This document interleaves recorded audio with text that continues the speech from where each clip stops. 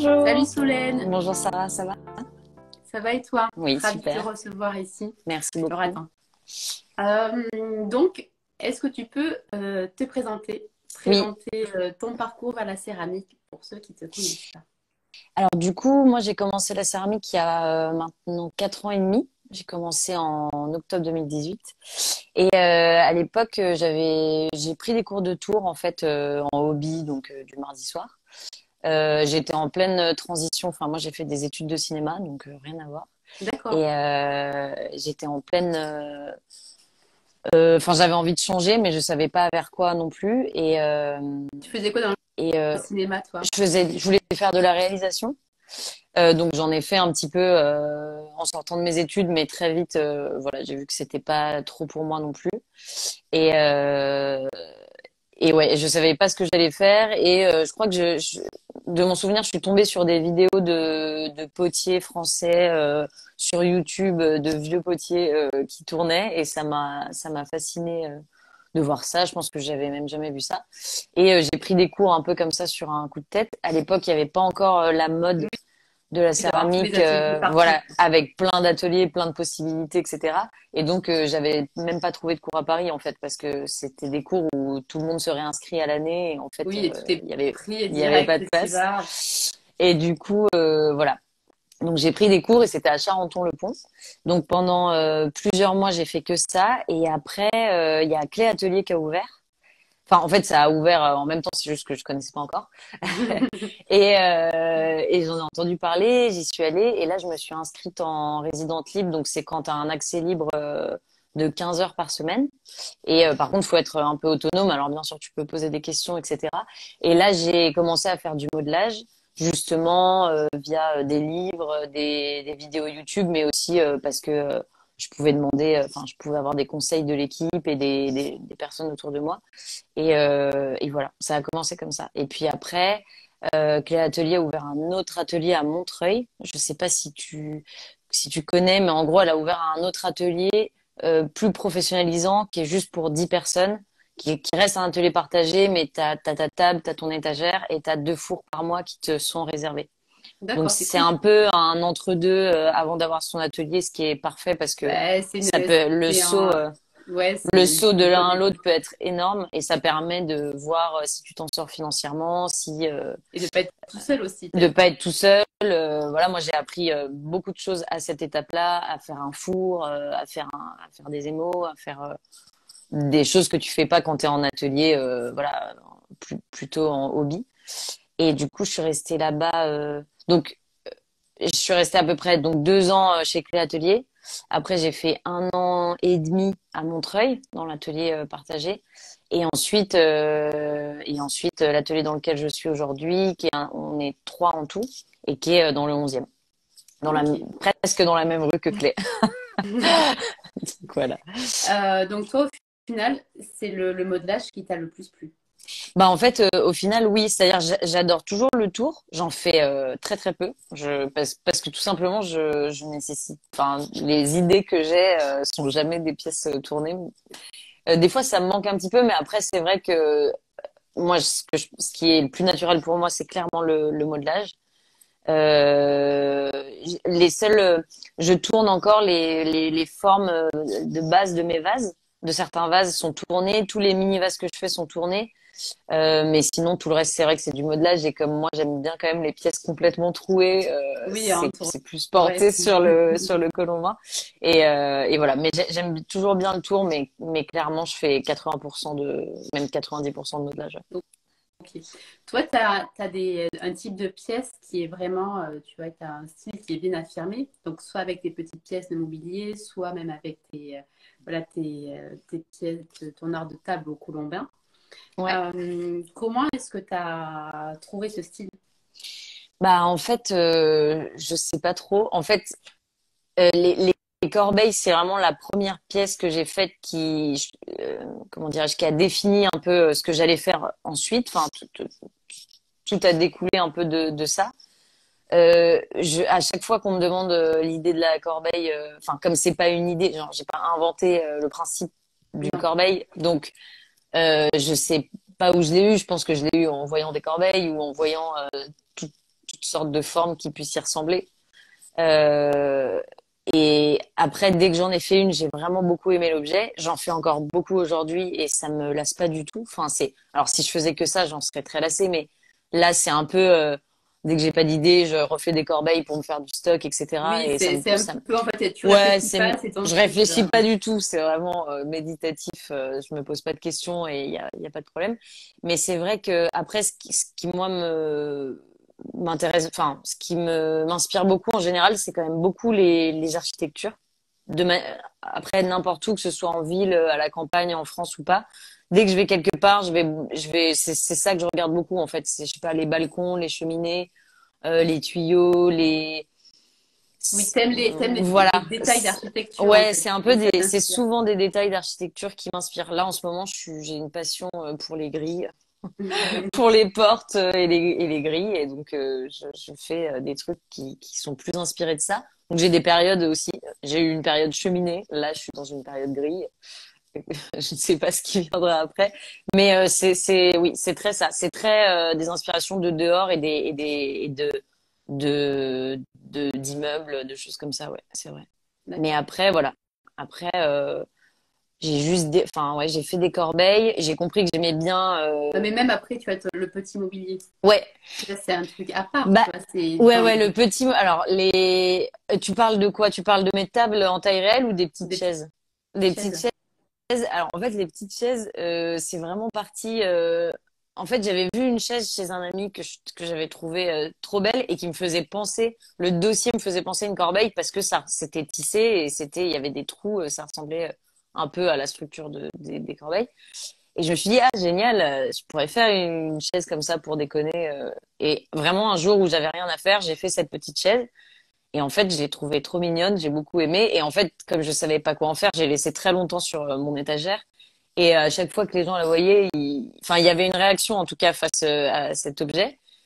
Et un jour, je me suis dit, ah bah, c'est marrant, je vais en faire 5. Et j'en ai fait 5. Et en fait, déjà, j'ai adoré parce que bah, j'ai aucune limitation sur. Enfin, faut pas que la chaise soit agréable. Il faut pas que. Enfin, je peux faire tout et n'importe quoi, évidemment, puisque c'est une sculpture. Donc, Oui, j'ai bien il aimé y a ce plus de limite, côté. c'est pas l'utilitaire, Il quoi. y a aucune limite, voilà, exactement. À part qu'il faut qu'elle tienne debout, mais c'est vraiment la seule, voilà, la seule condition. Et du coup, j'ai trouvé ça vraiment très ludique en fait. Et des fois, quand on se lance dans une production où on doit être rentable, etc. Enfin, c'est très bien, mais des fois, forcément, on n'a pas ce côté ludique. On doit juste répéter une tâche jusqu'à faire le nombre de. Et donc, ça me fait un petit sas de liberté et d'amusement entre guillemets, même si ça reste. En fait, je trouve que plus c'est petit, plus c'est technique. Il y a des chaises que j'ai refaites 3 fois juste parce que, en fait, quand je les prenais pour les mettre dans le four, je les cassais parce qu'elles sont tellement fines que quand c'est sec, c'est vraiment, Oui, tu bouges un tout c'est des petit. assemblements de petits Ouais, colorants comme voilà, c'est ça. ça. Et du coup, c'est hyper fragile. Des fois, juste, j'ai bousculé mon étagère et j'ai Ouais. cassé tout ce qu'il y avait sur l'étagère. Donc, Oui, ou mais les bon, petites après, fissures qui vont apparaître par ici. voilà, les petites fissures, t'essayes de les réparer, tu casses la chaise. Donc c'est quand même un challenge technique, mais c'est très amusant et c'est très marrant. Et après, je me suis amusée aussi à mettre les couleurs du coup que je mettrais pas forcément sur d'autres pièces parce que c'est une petite pièce un peu unique et donc je me vois plus mettre du orange fluo que sur un vase. Oui. Et du coup, voilà. Donc ça c'est. Et après, j'en ai fait plein et c'est vrai que j'ai eu pas mal de retours, ça a assez bien marché, donc c'était marrant. Et c'est ça après qui m'a donné envie de faire des vraies tables du coup. Première étape avant le Voilà, c'est finition, ça. quoi. Je me suis dit si c'est possible en petit, c'est possible en plus grand, mais Alors, attends, je vais faire une petite aparté. oui, C'était un commentaire qui disait où voir son travail et tout. Mais allez voir sur son compte ouais, Instagram, ce sera le plus simple. oui, Donc, il y a ça. Donc là, tu fais des petites pièces, tu fais. Là, là. Et donc, au final, comment tu as trouvé ton canal de vente? Parce que c'est quand même hyper spécifique. oui. Comment.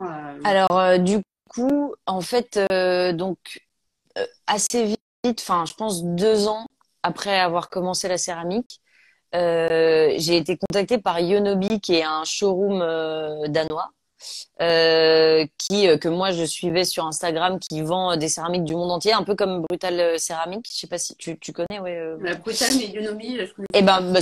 c'est un peu la même chose. Enfin, c'est carrément la même chose même, mais mais en danois. Mais pareil, qui vendent des céramistes du monde entier. D'ailleurs, elles se connaissent aussi et elles ont des céramistes en commun aussi. Et en fait, moi, je les suivais, j'aimais beaucoup ce qu'ils faisaient. Et je voyais ça comme un truc très lointain. Et en fait, un jour, elle m'a contactée parce qu'elle avait vu une corbeille justement sur Instagram. Elle repère tous les céramistes sur Instagram. Donc, et elle m'a contactée, elle m'a demandé si je voulais bien revendre avec elle. Donc Bien, quoi. j'étais très très contente et surtout j'avais jamais fait ça, donc c'était pour moi c'était évident que c'était un oui. Et en fait voilà, ça a commencé comme ça et à ce moment-là, Instagram avait beaucoup plus de puissance que maintenant sur enfin là avec les algorithmes et tout, c'est très complexe. Mais elle avait quand même beaucoup de visibilité et au moment où elle m'a donc parce qu'elle tag, elle repartage, enfin elle cache pas du tout les noms des gens qui bossent avec elle et ça m'a donné beaucoup de visibilité en fait, ça m'a ramené plein de gens et ça m'a ramené aussi d'autres boutiques qui m'ont contacté. Donc je pense Oui, que ça a été ça le a été premier, c'était ouais. ouais. Et ça m'a donné beaucoup de visibilité parce que ça aurait pu être une autre boutique très bien, qui vend très bien aussi, mais qui n'a pas forcément une visibilité sur les réseaux sociaux. Et du coup, ça m'aurait quand même beaucoup moins aidé en fait au final. J'aurais vendu certes, mais j'aurais. Là, je pense que c'est ça qui m'a beaucoup aidé, c'est que ça m'a ramené du monde. Et du coup, j'ai eu d'autres propositions et en fait, ça s'est pas tellement arrêté depuis. Enfin après, bien sûr, j'ai des périodes très basses et des périodes avec plus de propositions, mais je veux dire Oui, ça t'a ça m'a vraiment boosté, lancé. quoi. Ouais, ça Ouais. m'a vraiment boosté, ça m'a vraiment beaucoup aidé. Alors que maintenant, par exemple, enfin, je bosse toujours avec elle et tout, mais elle a toujours autant de followers, etc. Mais sa visibilité a complètement chuté, comme plein de gens sur Instagram. Et je pense que si ça arrivait maintenant, bah, ça aurait pas eu du tout le même impact. Là, je pense que les nouveaux céramistes qui rentrent chez elle, ils ont pas, ça les booste pas autant, ce qui est vraiment dommage, quoi.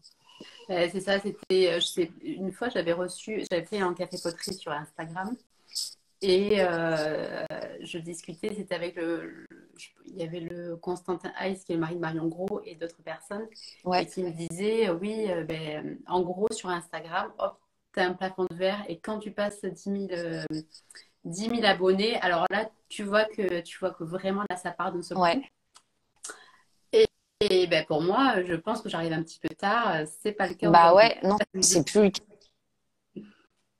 Ah, mais je n'entends plus. Ah, t'as eu un appel. cas. J'ai limité l'utilisation.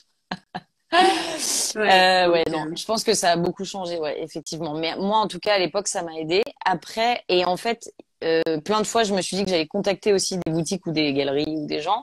Et en fait, je l'ai jamais fait encore parce que, enfin, si je crois que la seule que j'ai contactée au final, c'est Brutal, justement, avec qui j'ai travaillé aussi.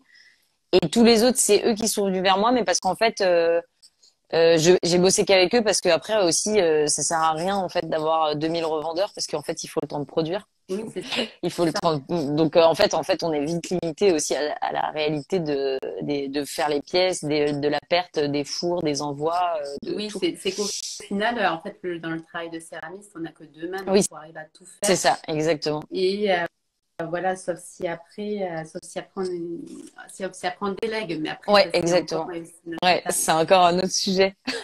Ouais. Donc, tu parlais de tes corbeilles. Ces Ouais, corbeilles, il y a quelque temps, j'avais suivi un truc comme quoi il y avait eu ouais, un un plagiat. petit litige, un petit truc, là, un petit plagiat, un petit qui n'avait pas été. Ouais. Comment Euh, est-ce que tu peux nous en parler? ouais, bah en fait, j'ai été copiée par AliExpress. Donc bon, AliExpress, il copie tout le monde, hein. C'est pas, il y a rien de dingue à ça. Mais en fait, donc en fait, j'ai, je l'ai su parce que des gens m'ont envoyé. Donc c'était ça fait presque 2 ans maintenant hein, que c'est arrivé. Donc des gens m'envoyaient des posts de ma corbeille qui étaient pas vraiment ma corbeille, mais qui étaient vendus Ouais. par d'autres boutiques et beaucoup moins cher. Et du coup, il me disait, ah, c'est bizarre, j'ai vu ton travail là, mais genre, elle coûte 60 euros ou un truc comme ça. Et je me dis, trop bizarre. Et en fait, je vais voir et je me rends compte que c'est des corbeilles en résine. Et, mais qu'effectivement, en fait, elle ressemble vraiment beaucoup à enfin, c'est une copie de ma corbeille rectangle. Et qui a un format assez particulier, donc aussi assez reconnaissable et tout. Et en fait, donc j'ai contacté moi ces boutiques au début en leur disant que c'était une copie, etc. Et je leur ai demandé, enfin, et j'ai essayé de trouver où ils avaient trouvé ça.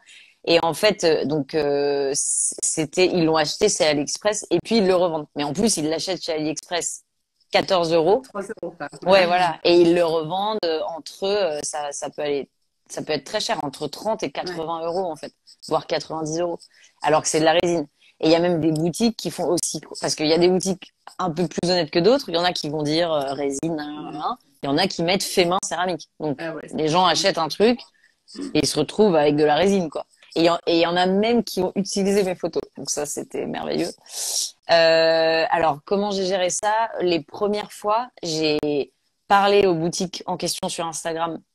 Il y en a qui ont directement enlevé, retiré, qui se sont excusés parce qu'évidemment, ils savaient pas que c'était une copie. Ils peuvent pas être au courant de tout ce qui se oui. fait, voilà. D'autres qui m'ont bloqué, c'est aussi une réaction très commune. Je leur dis un truc, ils me bloquent et comme ça, le problème est réglé. Et après, du coup, j'avais fait un peu appel aux gens qui me suivent. Et en fait, en taguant les boutiques et en disant enlever, etc., ça avait très bien marché. Sauf qu'en fait, donc j'ai fait ça sur 2, 3 boutiques. Sauf qu'en fait, comme AliExpress, ils ont produit 8000 corbeilles. Oui, Parce que voilà. tu peux voir le titre, tu peux voir le chiffre le nombre de corbeilles, enfin de produits qu'il y a. Et sur AliExpress, au moment où j'avais regardé, il y en avait 8000. Donc en fait, ils ont revendu à je sais pas combien de boutiques. Et j'ai fait ça sur les 3 premières, mais après, tous les 2 jours, Oui, j'avais après, tu des peux pas nouvelles t'épuiser à boutiques. ça, quoi. Tu peux pas Et puis je me t'épuiser. suis dit, je vais faire chier tout le monde avec ça, déjà d'une. Et en plus, je vais pas faire que ça, c'est pas possible. Je vais pas courir après chaque boutique. Après, il y a Pimki qui a revendu. Il y a Pinky qui a Parce que vendu ça. Pimki avait apparemment une partie home. Parce que déjà, j'étais pas au courant. J'étais un peu vexée aussi, je vais pas mentir. Parce que Pimki, franchement. Oui, il a Mais, s'amuser, quoi. voilà, et eux, ils les ont revendus. Enfin, bref, il y a plein. Après, ça s'est pas arrêté, en fait. Et au bout d'un moment, je me suis dit, bon, tant pis. En fait, ce qui m'énerve le plus, je pense, c'est qu'ils les revendent beaucoup plus cher que sur AliExpress. AliExpress, c'est même pas, je peux même pas discuter avec eux, c'est en Chine. Oui, c'est hors La contrôle, Chine, quoi. ils respectent pas du tout les droits d'auteur, donc ils s'en foutent complètement. Je peux rien faire, Toi, je peux rien faire. tu les avais protégés. Je sais Oui, que vous avez parlé avec je Juliette les Guillaume avais qui m'avait dit protégés, ouais. qu'elle s'envoyait, en fait. Ouais, je m'envoyais, pareil, j'ai fait ça. Donc, je suis protégée si par exemple quelqu'un me recopie En en France. céramique en France ou en Europe, je pense que je peux me protéger. Ouais. Mais avec la Chine, je peux absolument rien faire. Et en fait, si tu vas sur AliExpress, bah du coup, en y allant, j'ai vu leur site sur lequel j'étais jamais allée. Il y avait une quantité de copies de céramistes que je suis aussi et que je vois très bien qui c'est. Enfin, des Mm. céramistes un peu connues américaines ou même moins connues, enfin, tu vois leurs lampes, leurs machins. Enfin, tout est en fait, ils copient tout, tout, tout, tout. Donc voilà. Donc après, au bout d'un moment, j'ai laissé tomber. Et là, il y a une boutique justement. Qui se fait passer pour une boutique danoise alors que c'est chinois et américain, qui s'appelle genre Uga Home. Et là, j'ai jamais reçu autant de messages en fait parce que eux justement, ils avaient utilisé ma photo et en fait, j'ai vu ma photo dans une pub. Non, mais là, c'est abusé. Et en fait, je vois ma corbeille sur une story, et je me dis ah. Et en fait, donc là, ils avaient carrément pris ma photo de ma corbeille et après, il y avait les photos de la corbeille en résine. Mais l'image de base qu'ils montraient, donc eux, je leur ai envoyé un message, etc. Ils m'ont bloqué mais ils ont retiré ma photo après. Mais pas, donc je pense que ça c'est pour le coup une histoire je pouvais vraiment les attaquer pour le Bah coup. oui, les photos, ouais, Donc les je pense photos, qu'elle ça s'est c'est. protégée, elle a enlevé la photo, mais elle a laissé bien sûr la corbeille et tout ça. Et c'est eux qui le vendent le plus cher, je pense. Ils le vendent 90 euros, un truc comme ça. Ah non, mais c'est clair. Et ouais, ouais, c'est le monde, faut faire attention, faut faire attention au monde qui nous entoure, quoi. Ouais. Ouais, donc aujourd'hui, t'es passé à autre chose, tant pis, tu le vois. Bah ouais, parce que je me dis, enfin, il y a rien à faire, je vais pas courir après chaque boutique qui revend des corbeilles en résine. Et puis je me dis, de toute façon, c'est ce que je me suis dit aussi, c'est que quelque part, les personnes qui vont acheter des objets en plastique, c'est pas mes clients en fait. Enfin, qui vont acheter de la décoration en plastique, je pense que c'est pas mes clients. Donc bien sûr que des gens l'achètent, qu'ils ont moins de moyens et qu'ils se disent ça ressemble. Enfin, je peux complètement comprendre ça, mais je me dis c'est en vrai ça ne m'atteint pas. Je pense pas que j'ai perdu des ventes en fait, Oui. parce que voilà, ça a juste abîmé l'image de cette corbeille qui va du coup faire cheap parce qu'elle est en résine et qu'elle est. Mais à part ça et qu'elle est vendue chez Pimki. Mais à part ça, voilà, je me suis dit bon tant pis, je vais pas perdre tout mon temps. et Oui, payer bien des sûr. avocats pour rien avoir en fait. Parce que... Ok. Donc, tu nous disais que tu avais monté un atelier donc, avec trois autres céramistes. Je Oui, pense que là, c'est l'atelier qui s'appelle La Souterraine, c'est ça? oui, c'est ça. Est-ce que tu peux nous parler un peu de cet atelier? J'ai vu passer pas mal de choses. Je pense qu'on propose des cours. Oui, Qu'est-ce alors que... oui, tout à fait. On est trois. Il y a Léa Guetta qui tourne, qui fait de la vaisselle et qui bosse avec beaucoup de restos. Moi du coup et Delphine Ledoux qui était architecte avant et qui maintenant elle fait des lampes, elle fait un peu plus des sculptures, du figuratif, des petits bonhommes, etc. Donc pareil, si vous allez sur l'Instagram de la Souterraine Céramique, il y a nos trois profils qui sont renseignés au début. C'est là où vous Et du bossez toutes les et on trois. bosse tous les trois, ouais. Nous, on a, en fait, en fait, ça s'appelle la souterraine parce qu'on a autant d'espace en souterrain que en haut. Donc, on a 100 mètres carrés. On a 50 Ah mètres oui. carrés en rez-de-chaussée et 50 mètres carrés, même un peu plus, 60 mètres carrés en cave. Mais c'est vraiment une cave très utilisable où il y a nos fours, il y a tout, etc. On stocke beaucoup de choses. Et du coup, devant, il y a l'espace de modelage où on est Delphine et moi, chacune sa table mais collée. Et Léa derrière qui a deux tours, enfin un tour sur lequel elle travaille et puis il y a un deuxième tour si Delphine ou moi on veut tourner et aussi bien sûr pour les cours. Et du coup, il y a trois cours de modelage par semaine, un lundi, un le mardi, un le mercredi soir. Chacune donne son cours. Léa le lundi, Ouais. Delphine le mardi, moi le mercredi. Et Léa, elle donne aussi d'autres cours de tours le soir. Donc, ce qui est très pratique, c'est qu'il y a que deux tours. Donc, c'est des cours presque Oui, c'est particuliers. cool. Donc, c'est vraiment cool. Nous, en modelage, on prend 6 élèves maximum. Comme ça, c'est pas trop non plus. Et puis, on n'en prendrait pas plus parce qu'on n'a pas la place, mais c'est bien, quoi. 6 élèves, c'est top. Et après, on propose aussi parfois des cours le week-end d'initiation au modelage ou pas forcément initiation, on peut en avoir déjà fait et de tours aussi. Et Léa propose un cours très intéressant de d'initiation à la fabrication d'émail. Ah, Donc elle explique, enfin c'est en 3 jours et elle explique tout. Enfin elle donne les bases pour tout comprendre. Le premier jour, le deuxième jour, il y a des vrais tests démo avec des tessons où chacun fait ses tests. Et puis une semaine après, il y a les résultats et l'analyse des résultats. Et voilà, dans les cours qu'on propose, ouais c'est ça. C'est à peu près tout. Et des fois on fait des ventes et des braderies. ok. Normalement une fois par an on fait une braderie.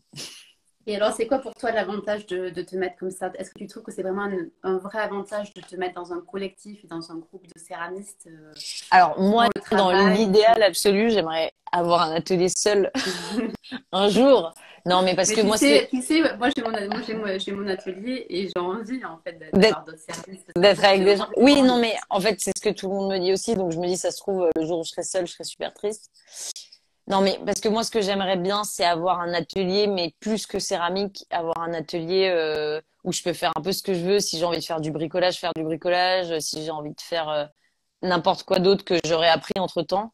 Donc du coup, ça demande un peu de, ben, si t'es plusieurs, ça fait chier en fait. Si quelqu'un est en train de faire du bois à côté, bon, c'est pas forcément possible. Donc il y a ça. Aussi parce que malgré tout, bah c'est quand même très cher d'avoir un atelier à Paris. Donc là, nous, notre système, c'est qu'on se paye le loyer en donnant les cours. Mais bah les cours, ça reste quand même de l'énergie, du travail, Du etc. temps. Et beaucoup de temps. Et du coup. Enfin, potentiellement un jour avoir un truc peut-être plus petit mais seul, ce sera peut-être aussi moins cher, enfin ou pas, je sais pas, je verrai. De toute façon, là, c'est pas du tout ce qui est prévu, mais c'était pas possible autrement. Déjà, on n'aurait pas pu avoir un atelier si on n'était pas trois, surtout pas à Paris. Je pense que c'est impossible ou alors t'as un truc vraiment petit. Euh, et c'est sûr que enfin, c'est trop bien parce qu'on s'apprend beaucoup. Par exemple, avec Léa, on est très complémentaires. Elle va avoir vraiment des capacités que moi j'ai pas et inversement. Donc, je sais pas, moi j'allais plus gérer la communication Instagram, le site, ce genre de choses, alors elle est plus technique. Justement, elle va faire tous les émos de l'atelier pour les élèves, etc. Donc ça, c'est sûr que c'est pas mal de. Et voilà. Et Delphine, ayant été architecte avant, évidemment, elle a chapeauté tous les travaux qu'on a fait à Ouais. l'entrée. Donc il y a ce truc où effectivement d'être plusieurs, ça aide beaucoup à plein de choses.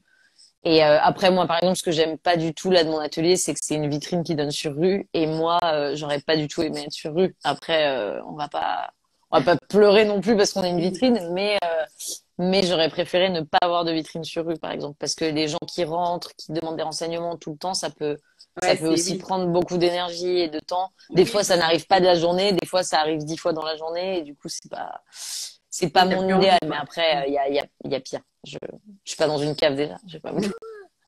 Au pire, tu vas dans la cave. T'as Voilà, toujours la oui, voilà. solution de la cave. Je vais me cacher dans la cave. Euh, Toi, au niveau de la terre, est-ce que tu es plutôt faïence, plutôt grès, plutôt porcelaine? Nous, on travaille que le grès haute température. Parce que déjà pour éviter les problèmes, parce qu'avoir un atelier où il y a les deux terres, c'est quand même très Ah, dangereux, voilà. Et du coup, moi, je suis grès. En fait, j'ai jamais travaillé de faïence, donc je sais même pas ce que ça fait de travailler de la faïence.